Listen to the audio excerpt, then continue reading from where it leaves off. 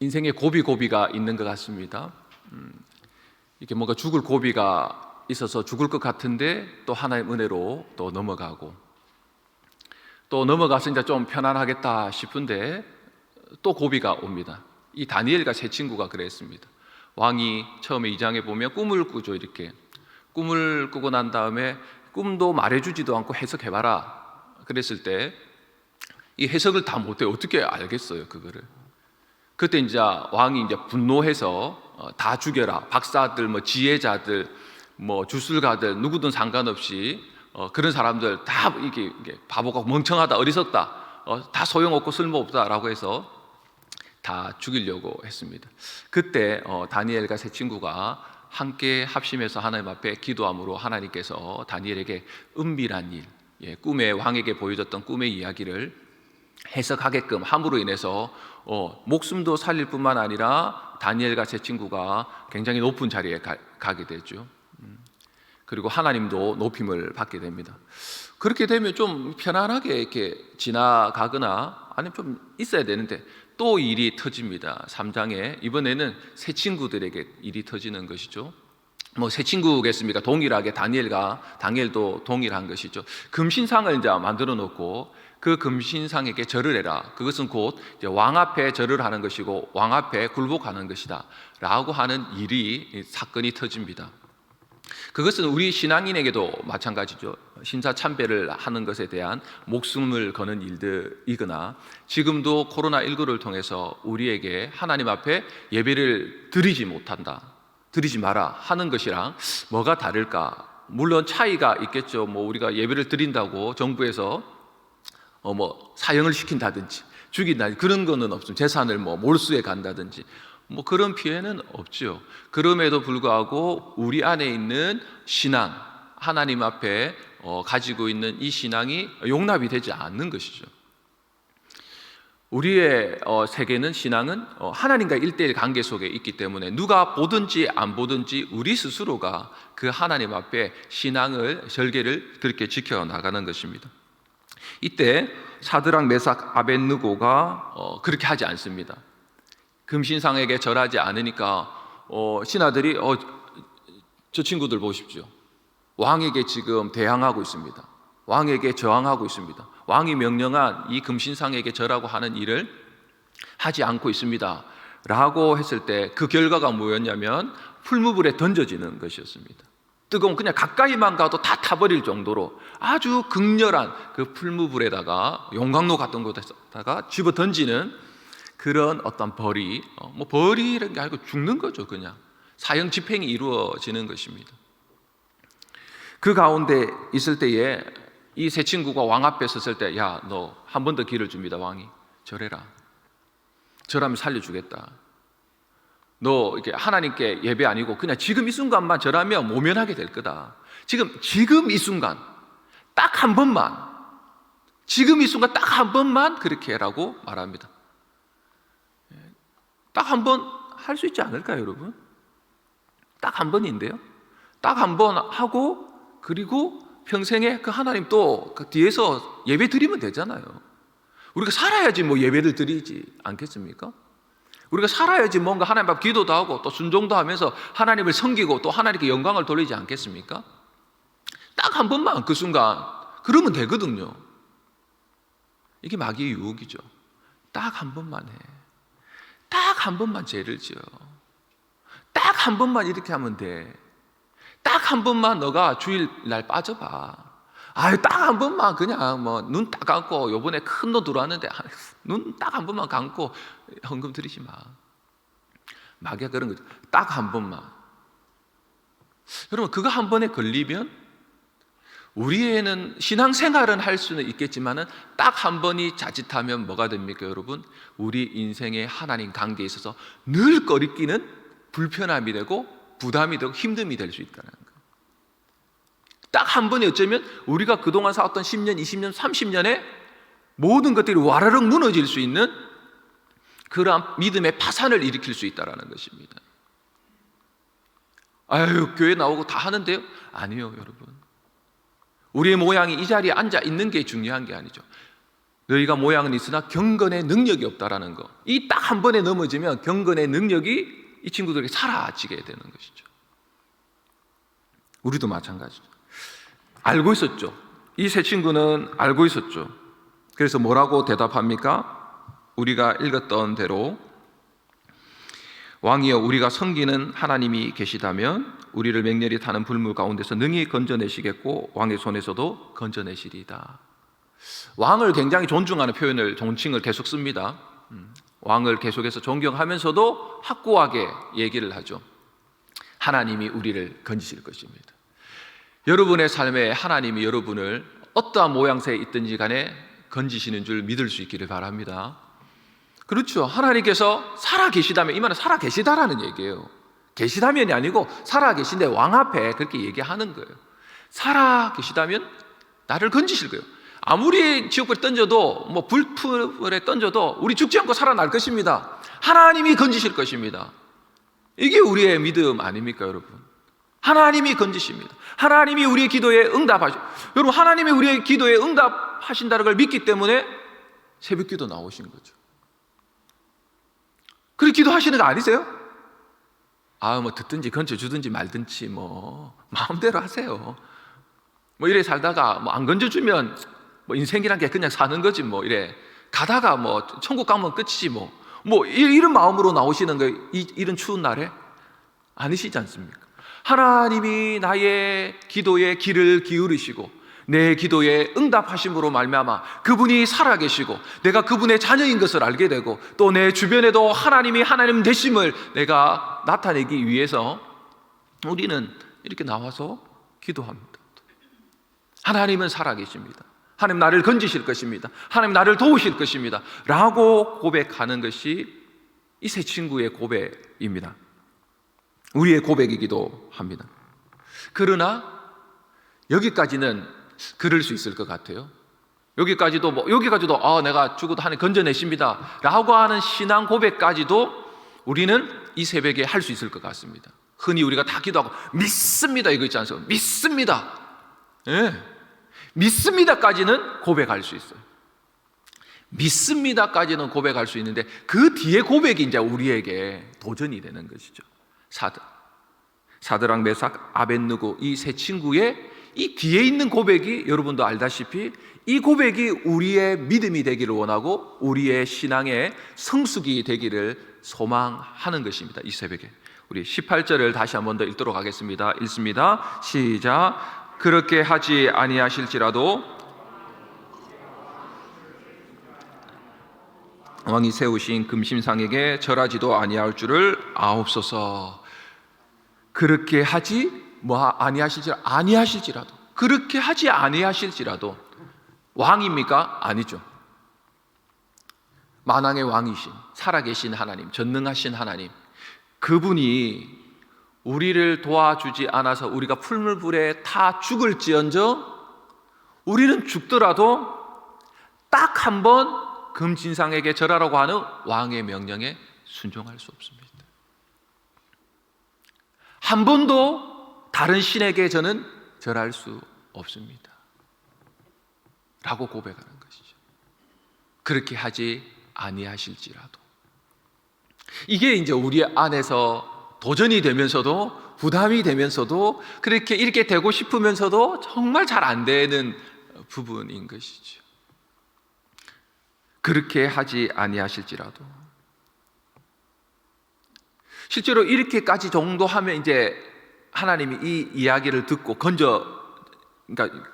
건져주신다는 말은 왕이 그 순간 너희들 고백 대단하다. 너희 믿음 인정한다. 그래. 인정하니까 너희들은 그러면 빠져있어 뒤로. 금신상에 정하지 말고 너는 확고하구나. 좋았어. 믿음 좋으니까 넌 하지마. 너는 절 안 해도 돼 라고 하면 얼마나 좋겠습니까? 근데 신앙의 고백, 그렇게 하지 아니하실지라도, 믿습니다. 그렇게 하지 아니하실지라도 라고 하는 이 대단한 믿음의 고백만으로 신앙은 이루어지지 않습니다. 대가를 지불하는 일에 나타납니다. 그렇게 아니하실지라도 이렇게 해서 현실이 사라지면 좋은데, 위험하고 위협하고 우리를 곤란하게 만들고 고통 속에 만드는 그 현실이 사라지면 좋은데, 사라지지 않고 어떻게 됩니까? 실제로 풀무불에 이 세 친구가 던져집니다. 이것은 우리의 그렇게 하지 아니하실지라도 라고 하는 말은 무엇이냐면, 여러분의 신앙, 저의 신앙도 마찬가지고요, 믿음을 절벽 끝에다가 매달아 놓는 겁니다. 절벽에 뛰어내리는 말이 아닙니다, 여러분. 여러분의 믿음을 시험대 위에 제대로 매달아 놔야 되는 거죠. 이렇게 가다가 기도하고 이쯤 되면 이렇게 건져주시겠지, 아닙니다, 여러분.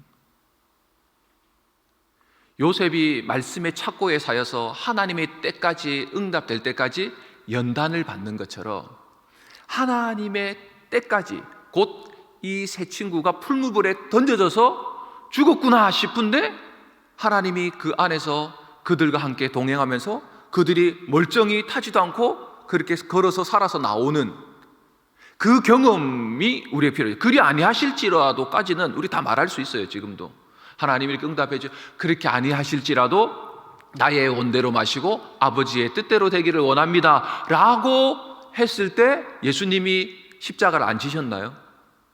지셨습니다. 대가 지불을 하셨다라는 거예요.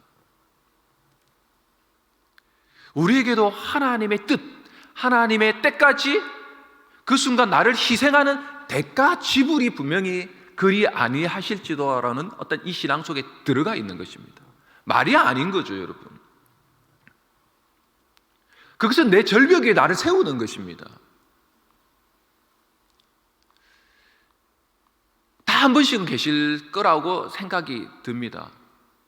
인생에 있어서 한번 절벽, 정말 죽을 것 같은 절벽에 매달려 있으면서 그때 계속해서 하나님만 바라보는, 또 하나님이 그렇게 아니하시면 정말 안 되는 정도, 진짜 오로지 하나님밖에 하실 수 없는 그 마음이 있는 그 믿음.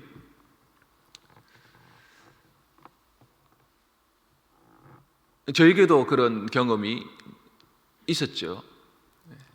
있었죠.